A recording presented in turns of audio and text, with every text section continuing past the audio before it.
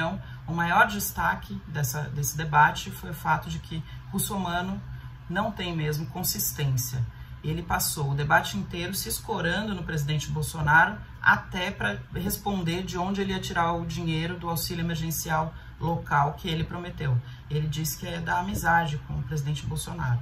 Mas é importante a gente lembrar que o presidente Bolsonaro não queria fazer o auxílio emergencial de R$600 e que agora ele está numa encrenca enorme porque não sabe de onde tirar também o dinheiro para continuar com uma renda cidadã, renda Brasil ou um Bolsa Família ampliado. Eu criei o auxílio paulistano porque no meu último encontro com o presidente Bolsonaro no hospital, ele pegou no meu braço e disse: Celso, cuide de São Paulo.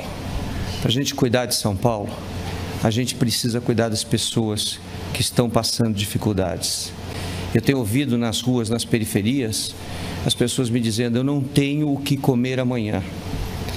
O auxílio paulistano vai acontecer e eu sou o único candidato aqui que tem amizade com o presidente da República a fim de trazer esses recursos para cá. Ele fez vários elogios à atuação do governo Bolsonaro, inclusive na maneira como o governo tem lidado com a pandemia, mas ele não foi muito além no discurso na parte ideológica. Então, apesar dele se apresentar como o candidato de Bolsonaro, ele não fez um discurso que se parece muito com o discurso do bolsonarismo. Ele ficou parecendo mais moderado nesse sentido, apesar de se apresentar como o escolhido preferido de Bolsonaro.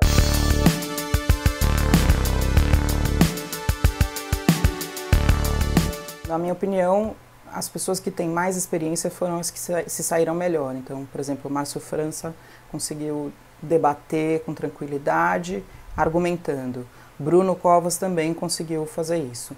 Orlando Silva também se colocou de maneira muito interessante no debate, inclusive é importante a gente destacar aqui que ele estava levando aqui um selo em que ele dizia vidas negras importam. Então ele foi o primeiro a pautar a questão racial e ela foi bem reveladora, porque outros candidatos, como Bruno Covas, tentou também falar sobre isso na esteira do Orlando Silva, mas ele disse que teve ali melhoras com a GCM, que proibiu o mata-leão. Isso não é uma política antirracista, né? Esse tema do antirracismo vai ser pautado cada vez mais, não tem como os candidatos fugirem dessa questão. Que bom, porque isso precisa ser endereçado, não dá mais para não pensar na dimensão racial em qualquer nível de gestão. Então, esse é um ponto. Bruno Covas, Orlando Silva, Márcio França e também o Boulos, que tem uma boa retórica, se mostraram mais tranquilos, conseguindo desenvolver bem as ideias. Aqui na Prefeitura de São Paulo, nomeei a primeira inspetora, uma negra mulher, para comandar os 6.000 homens da GCM. Proibimos o mata-leão na GCM municipal. Demos o nome de 12 novos céus com personalidades negras, como Carolina Maria de Jesus e Luiz Melodia. E assumo o compromisso que na próxima gestão teremos mais negros e negras nos comandos aqui na cidade de São Paulo. Eu quero ser prefeito de São Paulo para transformar São Paulo numa cidade livre do racismo e que nós não sigamos com a subrepresentação da população negra na política. 11 candidatos, apenas um negro. Quando vamos para as ruas, somos metade da população, nas fábricas, na direção de ônibus, no comércio, trabalhando na construção civil. Os negros e negras constroem a riqueza dessa cidade e merecem ter representação na política. Por isso também sou candidato a prefeito. O Bruno Covas foi muito interessante porque ele, por ser uma vitrine, né, ele está na prefeitura, então muitos dos problemas que os moradores de São Paulo atualmente enfrentam podem atribuir esses problemas em alguma parte à gestão de Bruno Covas.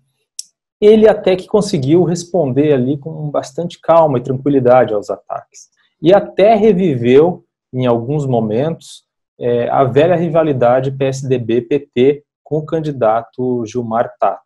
O que o PT sabe é dar cargo para a companheirada. A senhora já imaginou se ele ganha a eleição e traz a Dilma para ter um carguinho aqui na Prefeitura de São Paulo? E tenho muito orgulho mesmo, de ter o apoio do presidente Lula, que foi o presidente que mais fez por esse país. Orgulho de ter o apoio do Fernando Haddad, que renegociou a dívida e que deixou dinheiro em caixa, diferente do que diz o Bruno Covas. O Gilmar Tato, do PT, ele não tem tanto carisma, então ele perdeu um pouco por conta disso, se bem que ele tem bastante experiência, então ele conseguiu levar para o debate a experiência que ele tem, né? É muito diferente de você debater com o Arthur Duval, do Mamãe Falei, em que ele fala que ele foi visitar Cracolândia com uma GoPro, ou que ele fala que as pessoas que estão fazendo cocô no centro, sabe, que tá de saco cheio e tal, isso não é sério, né? Então isso fica muito claro que é um candidato que não é sério, que não tem propostas consistentes para uma cidade tão complexa como é a cidade de São Paulo. É um ponto de vista muito particular para ele querer ser prefeito dessa cidade, né? Muito interessante a atuação da candidata Joyce Hasselmann e do candidato Arthur Duval, ambos que se apresentam como de direita, tentando fazer um discurso mais radical à direita do que o próprio Celso Russomano, que se apresenta como candidato do establishment do governo federal. E, no caso da esquerda, o mais apagado de todos foi realmente o Gilmar Tato, candidato do PT. Os outros dois candidatos da esquerda, o Orlando Silva e o Guilherme Boulos, conseguiram se destacar mais dentro da mensagem que eles estavam tentando passar justamente para o eleitorado da esquerda, né? Então, o Orlando Silva e Guilherme Boulos conseguiram, de maneira bem equilibrada, mostrar uma mensagem de esquerda com apelo para esse público. Ficou ali mais perdido no debate o candidato do Novo, Felipe Sabará, e a candidata da Rede, Marine Helú. A Cracolândia ela é interessante porque é muito sensível da cidade de São Paulo e também porque junta muitas vulnerabilidades. Então são pessoas em situação de rua, são pessoas que muitas são regressas do sistema penitenciário, que estão desempregadas, que estão abandonadas, que são dependentes de crack. Então falando com candidatos sobre a Cracolândia, é possível que você entenda muitos posicionamentos que podem vir. Foi muito revelador, de fato. Então, por exemplo, Joyce e Bruno Covas acharam que era o caso de falar em Bolsa Crack do PT, sendo que o programa do PT, o de Braços Abertos, é um dos melhores, mais reconhecidos do mundo, em redução de danos, em acolhimento de dependentes de drogas, né? Com os hotéis que tinham lá, que foram destruídos e agora as pessoas estão numa situação de mais vulnerabilidade. E isso foi implementado pelo Dória, a destruição do programa, né?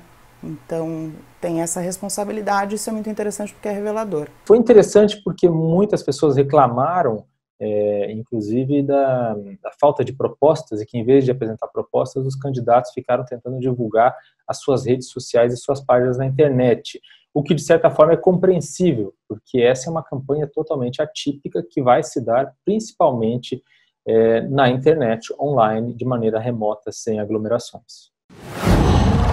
Qual